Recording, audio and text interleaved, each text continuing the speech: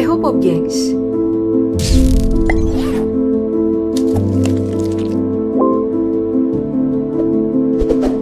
Di penghujung tahun, media nasional Indonesia biasanya akan dipenuhi dengan kabar banjir di beberapa wilayah.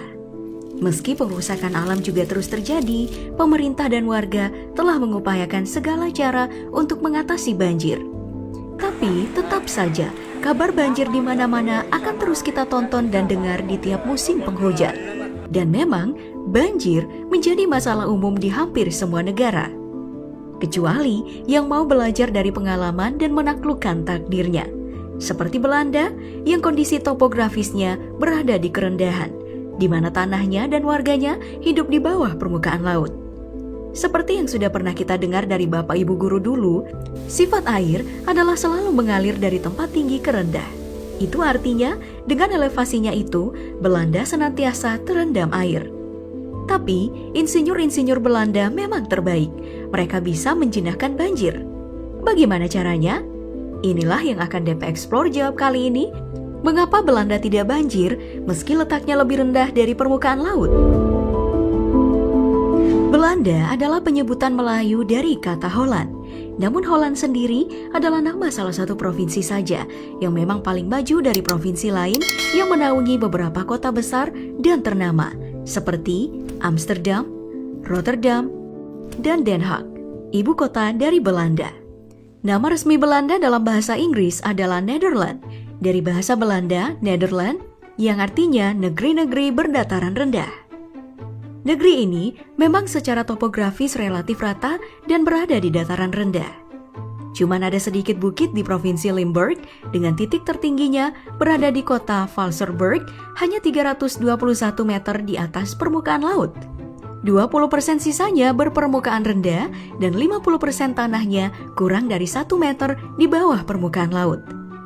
Titik terendahnya lebih dari 6 meter di bawah permukaan laut berada di Nieuwerkerk aan den IJssel, wilayah yang terletak di Provinsi Holland Selatan dengan populasi sekitar 22.380 jiwa. Wow, berarti puluhan ribu orang sama saja sedang hidup di bawah laut, iya kan? Dan sebagai informasi, Belanda adalah negara ke-10 berpenduduk terpadat di Eropa dan ke-61 di dunia. Tahun 2013 ditaksir sekitar 16,7 juta jiwa, menghuni luasan 41,543 km persegi, yang sepertiganya berada di bawah laut itu. Nah, karena berbatasan dengan laut utara yang dikenal ganas, air laut tentu saja sering offside hingga ke daratan. Nah, gimana sih kalau permukaan air laut naik? Apa nggak kesapu semua penduduknya?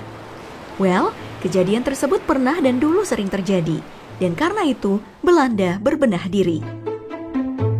Belanda sudah tahu bahwa sepertiga wilayahnya berada di bawah laut dan 2/3 rentan banjir.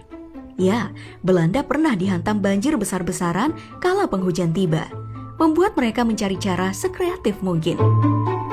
Dimulai dari tahun 1920-an, Belanda menjalankan proses menguras dan mengeringkan laut. Proyek reklamasi awal ini menghasilkan polder, yakni petak tanah kering dari hasil reklamasi. Laut yang hilang itu bernama Zuiderzee atau Laut Selatan, yang kemudian berubah menjadi danau air tawar bernama IJsselmeer. Lalu tahun 1927 dibangunlah bendungan pertama menutupi danau. Bendungan bernama Afsluitdijk yang pengerjaannya selesai tahun 1932. Memiliki panjang 32 km, lebar 90 meter, dan tinggi 7,25 meter di atas permukaan laut. Di atas bendungan ini juga terbentang jalan bebas hambatan dan jalur khusus untuk sepeda. Bendungan-bendungan yang makin banyak di Belanda membentuk sebagian gambaran muka Belanda, bahkan diabadikan di nama-nama wilayahnya. Dam yang dalam bahasa Belanda dan Inggris berarti bendungan, bisa dilihat di akhiran nama Amsterdam dan Rotterdam. For your information, sebagian dana pembangunan tanggul atau bendungan tersebut sebagian besar didapat dari kolonialisme di Nusantara melalui VOC. Jadi bisa dibilang orang Indonesia juga ikut nyumbang pembangunan Belanda, ya nggak sih? Polder-polder ini adalah hal yang paling menarik dari Belanda.